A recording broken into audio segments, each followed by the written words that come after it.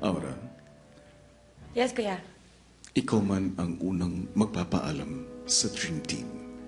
Hayaan mo pabaunan kita ng ilan sa mga pili mong sandali sa loob ng bahay. Panoorin mo to.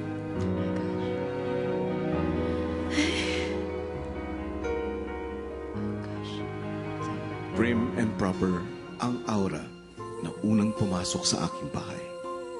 Pero sa likod pala ng mga mahiyaing ngiti ay nagtatago ang isang dalagang matapang sa mga hamon, matatag sa mga pagsubok. At dahil dito, hindi ka nag-alinlangan na magsakripisyo para sa isang kaibigan.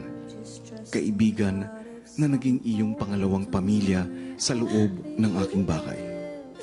Sa paglipas ng mga araw, mas nakilala ka ng iyong mga kasama.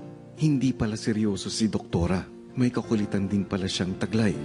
Pinahanga mo rin ako ng buong puso mong binuksan ang tunay mong nararamdaman. Nilagay ko po yung sarili ko dito sa number 1. Alam nyo dapat yung worth nyo. Alam nyo kung ano yung pinapaglaban nyo. At sa muli mong pagbabalik sa outside world, alam ko na ibang aura na ang kanilang sasalubungin. Aura na mas handang harapin ang lahat ng hamon na darating. Keep on reaching for your dreams, Aura.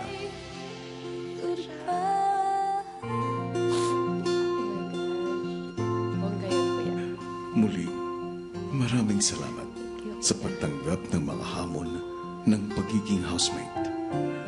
And always proud of you, member of my dream team, Aura. Thank you, kuya. Thank you so much po. No regrets.